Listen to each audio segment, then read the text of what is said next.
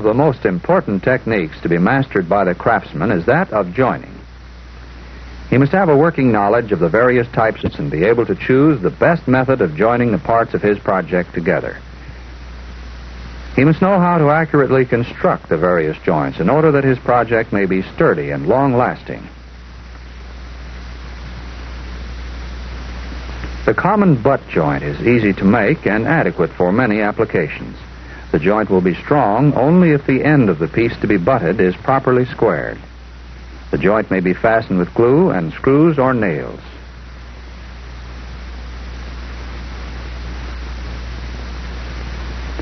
The miter joint is sometimes used to join two pieces which meet at right angles. The cuts are made at a 45-degree angle. A miter clamp makes it easier to assemble the miter joint properly. The dado joint is similar to the butt joint but stronger. It is frequently used in furniture construction.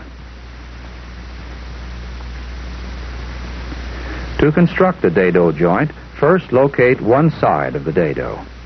Using a sharp pencil or knife, scribe a line locating this side.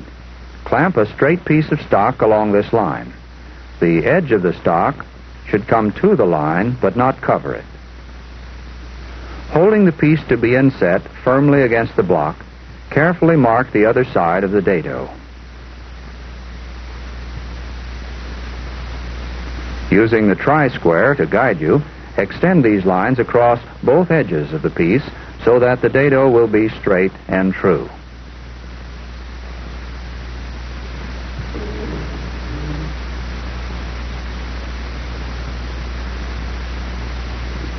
Use a marking gauge to mark the depth of the dado.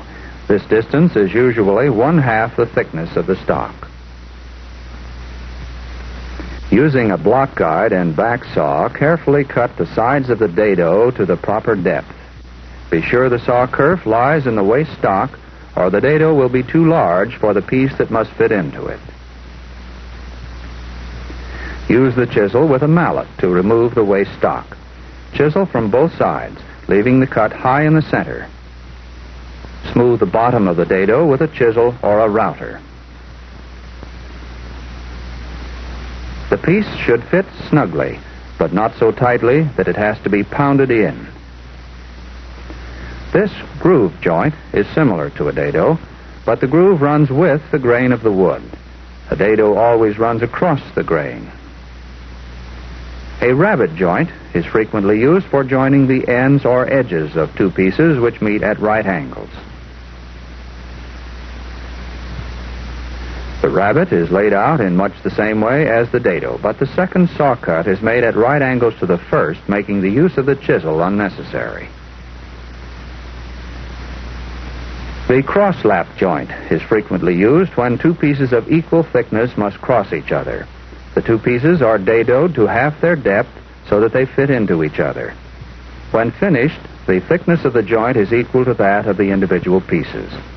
This joint is frequently secured with flathead wood screws.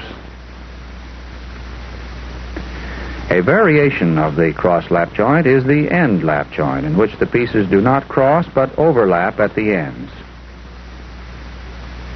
Two pieces may be spliced together with the half-lap joint. Both of these may be secured by screws or glue or both. This is a blind mortise and tenon joint. The projection, called a tenon, fits into the rectangular hole called a mortise. This joint is often used in securing the rails to the legs in the construction of a table or bench. To construct a blind mortise and tenon joint, first locate and lay out the mortise. The dimensions of the mortise are the same as those of the tenon. The thickness of the tenon should be half or slightly more than half of the thickness of the piece from which it projects.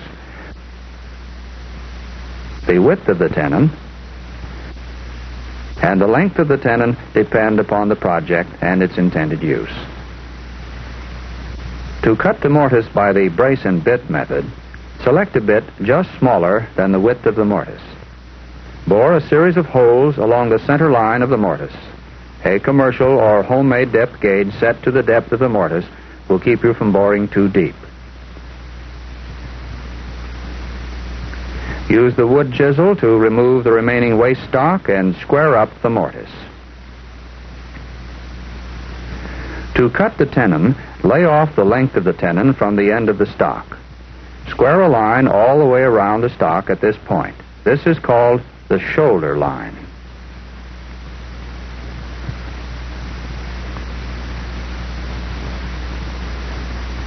Subtract the thickness of the tenon from the thickness of the stock. Set a marking gauge to half this distance. Holding the marking gauge firmly against the face of the stock, mark from the shoulder line down the edge, across the end, and back down the other edge to the shoulder line. Do this on both sides. These lines indicate the cheeks of the tenon.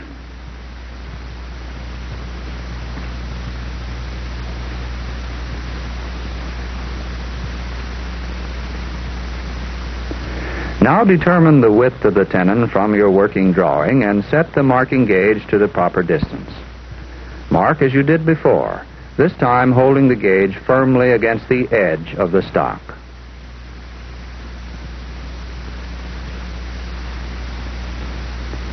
The dimensions of the tenon are now laid out on the end of the stock. Be sure to check these against the mortise before beginning to cut. When the layout has been checked, begin sawing the cheeks and sides of the tenon. Be particularly careful to hold the saw perpendicular to the work. Saw only down to the shoulder line. When these 4 cuts have been completed, begin sawing the shoulders. Use a block guide clamped to the stock to help saw more accurately. The completed tenon should fit snugly into the mortise. If it is too large, it may be pared to size with a wood chisel. The mortise and tenon joint is usually assembled with glue and glue only. The haunched mortise and tenon joint is frequently used to join groove members which are to frame a panel of some sort. The tenon is cut to the width of the groove and fills the groove out to the end of the piece. Dowel joints are quite strong and are somewhat easier to construct than the mortise and tenon. They are assembled with glue. Dowel stock is available in sizes ranging from 1/8 inch to 1 1/4 inches. A dowel joint must be laid out and bored accurately or it will not fit. Clamp the pieces together side by side and square lines which locate the centers of the dowels.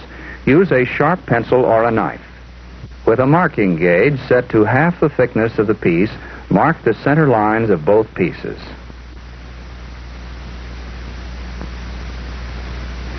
Using an auger bit, the same size as the dowel, bore the dowel holes where these lines intersect. Be extremely careful to hold the brace and bit perpendicular to the work. Use a depth gauge to keep you from boring too deep.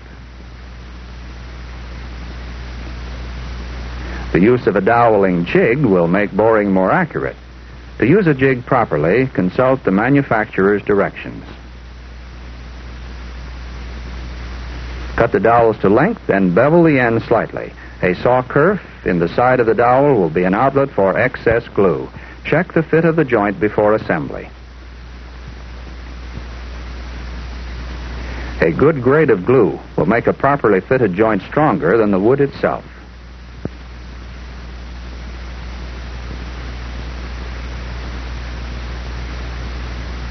There are several types of glue available.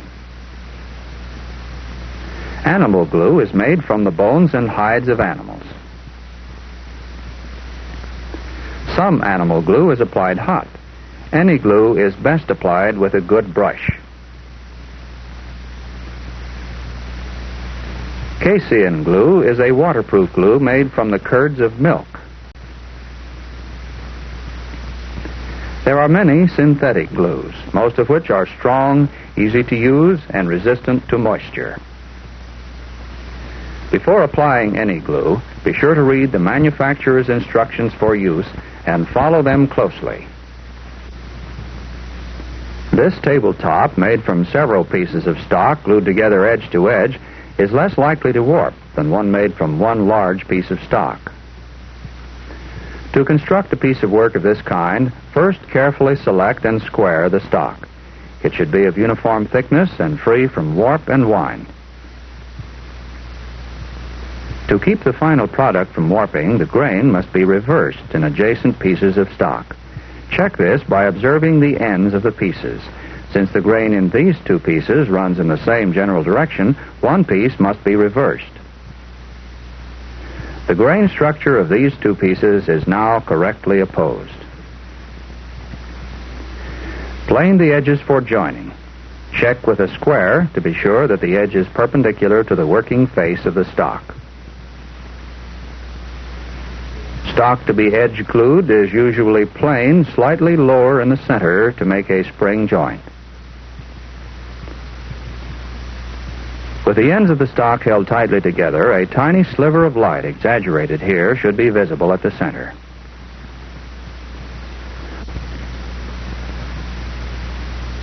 When all edges have been properly jointed, clamp the stock in place using the long bar or cabinet clamp. Use pieces of scrap stock to prevent the clamps from marring the work.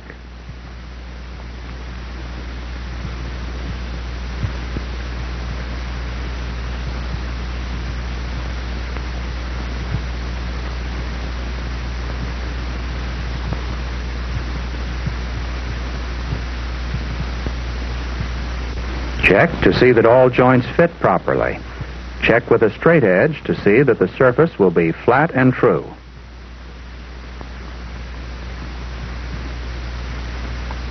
Remove the clamps and apply the glue. Work the glue into the pores of the wood as much as possible. Be sure to follow the glue manufacturer's directions when applying his product. When the glue is applied, re-clamp the work as soon as possible. The clamps should be firm, but not so tight as to buckle or damage the work.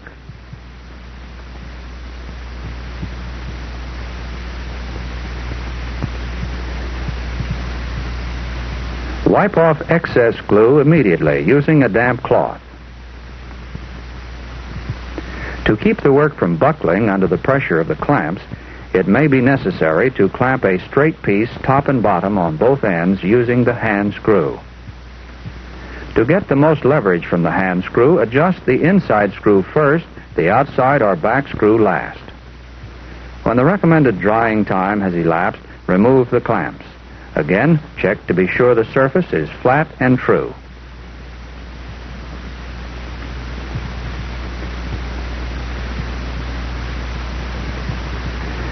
There are many, many ways of joining the parts of a project together. The craftsman should make himself familiar with as many of them as possible, so that he may choose the best ones for his particular project. His decision will be based on his requirements for the strength of the joint, the appearance when finished, and the time required for construction. Careful, accurate work is the key to success in joining. The craftsman who learns to work carefully and accurately will be rewarded many times over in the pride and satisfaction of a job well done.